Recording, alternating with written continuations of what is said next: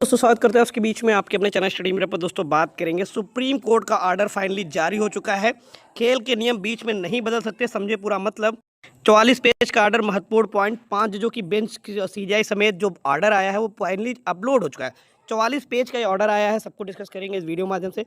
तो वीडियो बिना स्किप करते बने रहिए मेरे साथ आपके अपने चैनल स्टडी मिरर पर। जो लोग चैनल पर नए हैं तो प्लीज चैनल को लाइक करें, शेयर करें, सब्सक्राइब करें, साथ में बेल आइकन दबाना भूलें ताकि मेरी वीडियो नोटिफिकेशन आप तक पहुंचती रहे। शुरू जब दोस्तों देख सकते हैं सुप्रीम कोर्ट ऑफ इंडिया की तरफ से ऑर्डर जारी हो चुका है। आपके सामने पूरी अपडेट है। 44 पेज का ये ऑर्डर आया आपके सामने। मैं पूरा स्क्रॉल करके दिखा दे रहा हूँ। जिसको जरूरत है मुझे पर्सनल मैसेज करके मैं उसको ऑर्डर प्रोवाइड भी कर दूंगा, कोई दिक्कत बात नहीं। वैसे जो भी प्रतियोगी परीक्षा की तैयारी कर रहे हैं सबके लिए ऑर्डर बहुत इंपॉर्टेंट है, जिसमें कोर्ट ने जो कुछ भी कहा सब कुछ इसमें दिया हुआ है। 44 पेज में ऑर्डर पूरा दिया है। 11 साल लगातार सुनवाई चली और इसके बाद एक साल 3 महीना 20 दिन में लगभग ये ऑर्डर पब्लिश हुआ है। तो जो आप लोग बीच में ये पहली चीज़ तो ये आप क्लियर कर लें कि जो भी चीज़ें हैं वो ऑर्डर को लेकर जो 390 दिन में ऑर्डर आता है, ये सारी सिर्फ और सिर्फ एक अनुमानता होता है कि इतने दिन में लगभग आ जाए। यहाँ पर देखिए के मंजूश्री के ऑर्डर का डिस्कशन किया गया है। तो इसको मैं एकदम शॉर्टकट में आपको समझा दे रहा हूँ, ठीक है। कंक्लूजन यहाँ पर लिखा हुआ है 42 से जो भी है वो कंक्लूजन लिखा है। इसका हिंदी वर्जन मैं आपको पूरी तरीके से समझा दे रहा हूँ। दोस्तों जो कंक्लूजन है वो आपको मैं डायरेक्ट बता दे रहा हूँ, जहाँ पर मेन पॉइंट क्या है। इसलिए इस संदर्भ में उत्तर निम्नलिखित शब्दों में देते हैं। पहला पॉइंट, भर्ती प्रक्रिया आवेदन आमंत्रित करने वाले विज्ञापन के जारी होने से शुरू होती है और रिक्तियों के भरने के साथ समाप्त होती है। यानी कोई भी भर्ती होती है उसमें जब कोई आमंत्रित विज्ञापन जारी किया जाता है तो जो विज्ञापन होता है वो जारी होने से शुरू होता है, ठीक है, आवेदन के शुरू होने से। और रिक्तियों के जब रिक्तियाँ पूरी भर जाती है तो आवेदन पूरी तरह से भर्ती समाप्त हो जाती है। चयन सूची में रखे जाने के लिए पात्रता मानदंड भर्ती प्रक्रिया के प्रारंभ में सूचित किया जाता है, ठीक। सिविल अपील संख्या आप सामने देखें 26/4/2013, प्रश्न संख्या 42 में से 44। प्रक्रिया भर्ती प्रक्रिया के बीच में तब तक नहीं बदली जा सकती है। इस पॉइंट को बहुत अच्छे समझिएगा कि कोई भर्ती प्रक्रिया के बीच में तब तक नहीं बदली जा सकती जब तक कि मौजूदा नियम उसकी अनुमति ना दे, या विज्ञापन जो मौजूदा नियमों के विपरीत ना हो इसकी अनुमति ना दे। भले ही मौजूदा नियमों या विज्ञापन के तहत ऐसा परिवर्तन अनुमेय हो, लेकिन परिवर्तन को संविधान के अनुच्छेद 14 की आवश्यकता को पूरा करना होगा और गैर मानेपन से परीक्षण को संतुष्ट करना होगा।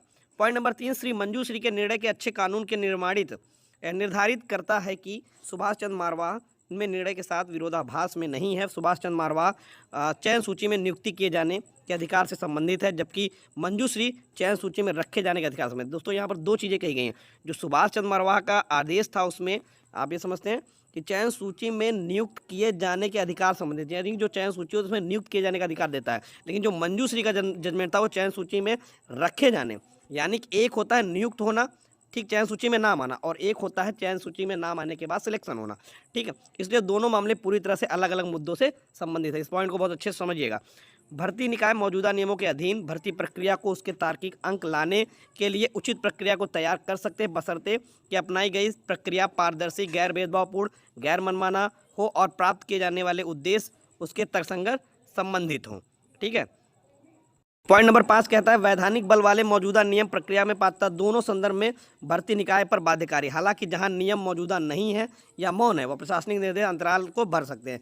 चयन सूची में स्थान दिए जाने पर नियुक्ति का कोई अपरिवर्तनीय अधिकार नहीं मिलता है। राज्य या उसके साधन वास्तविक कारणों से रिक्तियों को न भरने का विकल्प चुन सकते हैं। हालांकि यदि रिक्तियां मौजूद हैं तो राज्य या उसके साधन चयन सूची में विचार के क्षेत्र के भीतर किसी क्षेत्र को मनमाने ढंग से नियुक्ति से इनकार नहीं कर सकते हैं। पॉइंट नंबर 43, जिसमें यह बताया गया है कि माननीय मुख्य न्यायाधीश ने प्रशासनिक निर्देश प्राप्त करने के बाद ऊपर दिए गए उत्तरों के संदर्भ में निर्णय के लिए अपील को उचित पाठ के साथ समझ रखा जाना चाहिए। तो ये मेन पॉइंट है। ये जो मेन ऑर्डर का जो कंक्लूजन है वो मैंने आपको बता दिया। ऑर्डर का मेन पार्ट यही है, कंक्लूजन नहीं है जो इसमें सीजीआई साहब ने निचोड़ के तौर पर रखा है। बस यहाँ पर दो आदेश को बहुत अच्छे से समझना है, वो है मंजूश्री और ये सुभाष चंद्र मारवाह। सुभाष चंद्र मारवाह ये कहता है चयन सूची में नियुक्त किए जाने के अधिकार संबंधी, यानी चयन सूची में जब आपको नियुक्त किया गया उससे संबंधित है। दूसरा चयन सूची में रखे जाने के अधिकार संबंधित है। दोनों बातें कोर्ट कह रहा है ये अलग अलग मुद्दे हैं। तो जो खेल के नियम हैं वो बीच में नहीं बदल सकते, सुप्रीम कोर्ट ने अपने आदेश में स्पष्ट कर दिया है, ठीक है। तो दोस्तों आज का जो सुप्रीम कोर्ट का ऑर्डर वो यही कह रहा है। बाकी और भी एनालिसिस होकर अगर जो दिन में निकल कर आएंगी चीज़ें वो आपको पूरी जानकारी दी जाएंगी। अभी तुरंत ऑर्डर आया है तो इतना ही एनालिसिस हो सका ऑर्डर का। धन्यवाद।